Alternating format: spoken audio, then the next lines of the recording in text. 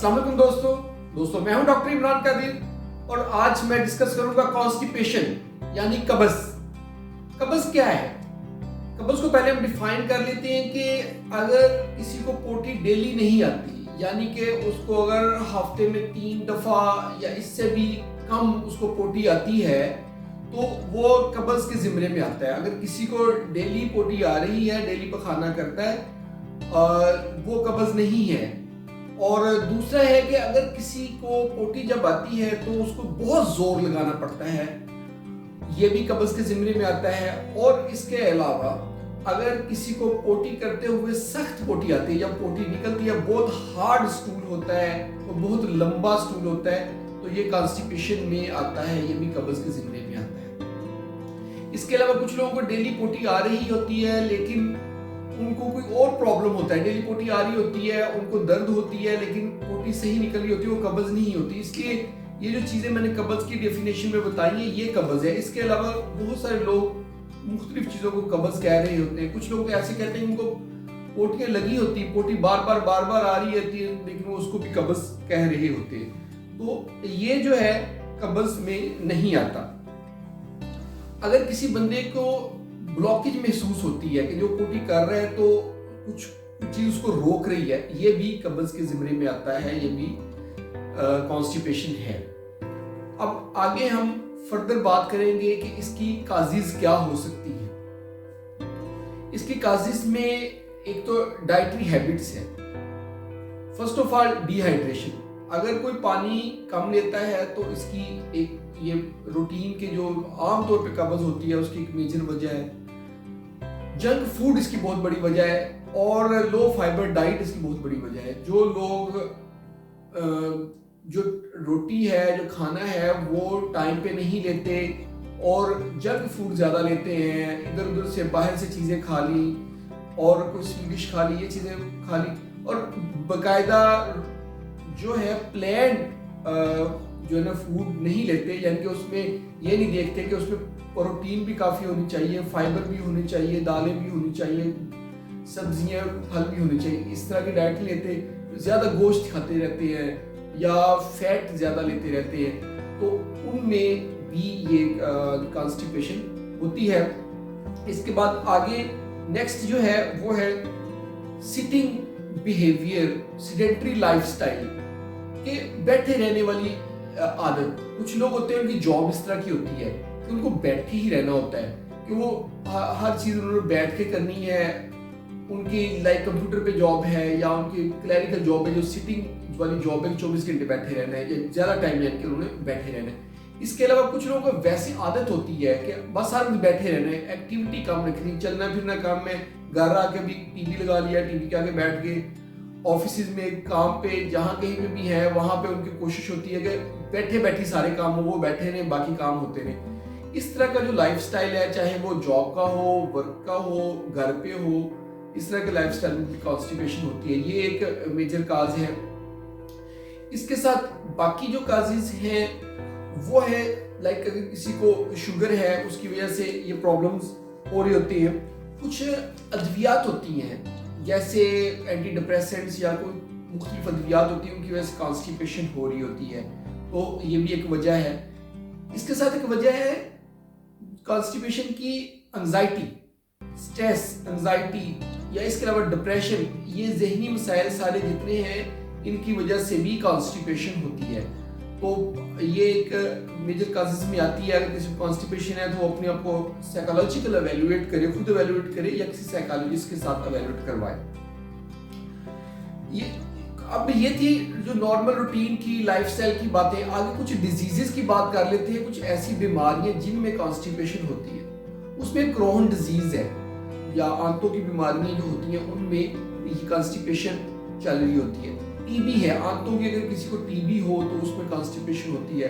अगर आंतों का कैंसर है, बड़ी आंत का कैंसर है, उसकी वजह से कॉन्स्टिपेशन होती है। कुछ प्रॉब्लम्स होते हैं जो खाने वाले रास्ते के होते हैं जहाँ से पोटी निकलती है और उसमें एनल फिशर्स, हेमोराइड्स वगैरह होते हैं, उसकी वजह से भी फर्दर कॉन्स्टिपेशन हो रही होती है।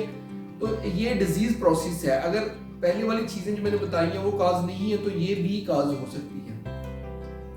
आखिर में जो हम बात करेंगे वो है न्यूरोलॉजिकल काज, यानी कि ब्रेन की वजह से जो नर्व सप्लाई आ रही है रेक्टम को, और वो नर्व सप्लाई जो है उसमें प्रॉब्लम है, या ब्रेन में प्रॉब्लम है या स्पाइन में किसी जगह पे, या उस जगह पे लोकली शुगर की वजह से या किसी और वजह से नर्व सप्लाई का इशू हो गया, जिसकी वजह से जो है गट जो है सेंसेशन करनी छोड़ देती है।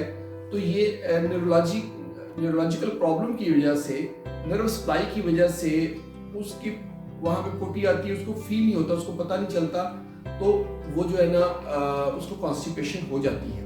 और कुछ लोगों को हफ्ता जो है ना पखाना नहीं आता, ये न्यूरोलॉजिकल काज की वजह से। एक चीज है जिसको हम कहते हैं कि बाउल हैबिट्स। अगर किसी को पोटी आई है, वो उसको बिला वजह रोक के रखता है, करता नहीं है, वॉशरूम नहीं जाता, बैठा रहता है अपनी जगह पे, या कोई और काम करने लगे बिला वजह, या कुछ लोगों की जॉब इस तरह की होती है कि उनको टॉयलेट अवेलेबल नहीं होता। लाइक जैसे सेल्स की जॉब है कि वो मार्केट में बाहर रहते हैं, उनको वॉशरूम अवेलेबल नहीं होता अपने जॉब के सिलसिले में, या उनके हेक्टिक रूटीन होती है जिसमें वो वॉशरूम नहीं जाते, या उनको आदत होती है कि उन्होंने घर वाले वॉशरूम में जाना है, बाहर जब कहीं पे भी होंगे वो वॉशरूम में जाएंगे और पोटी लंबर से रोक के रखते हैं। इस तरह जो होते हैं, वो जो पोटी का मवाद होता है उसमें जो पानी होता है वो अब्जॉर्ब हो जाता है और स्टूल हार्ड हो जाता है, और हार्ड होने की वजह से लोगों को कॉन्स्टिपेशन हो जाती है। तो ये भी एक बहुत बड़ी वजह है। अब हम इसकी ना ट्रीटमेंट के ऊपर बात करेंगे। देखिए, ये जो कॉन्स्टिपेशन बात की है, ट्रीटमेंट भी ये इन्हीं काजेस को अगर हम सेट कर लेते हैं तो वो ट्रीटमेंट हो जाएगी। तो इस पर फर्दर बात करते हैं कि इसमें हम ट्रीट कैसे करें। सबसे पहले तो डाइटरी इनटेक और फ्लूइड इनटेक को बेहतर करना, यानी कि पानी वॉफर पीना है, 6-7 ग्लास रोजाना पानी पिए, और अगर गर्म इलाके में रह रहे हैं तो और ज्यादा पानी बढ़ा दें, जितना पसीना ज्यादा रहे उतना ज्यादा पानी पिए। तो ये बहुत जरूरी है। अगर वेल हाइड्रेटेड रहेंगे तो कॉन्स्टिपेशन नहीं होगी। आगे फर्दर है कि डाइट, देखिए जंक फूड ना लें, ज्यादा गोश्त, इस तरह अनहेल्दी डाइट भी ना लें, जैसे चिप्स, कुरकुरे, ये चीजें सारी होती हैं, ये चीजें ना मना करें।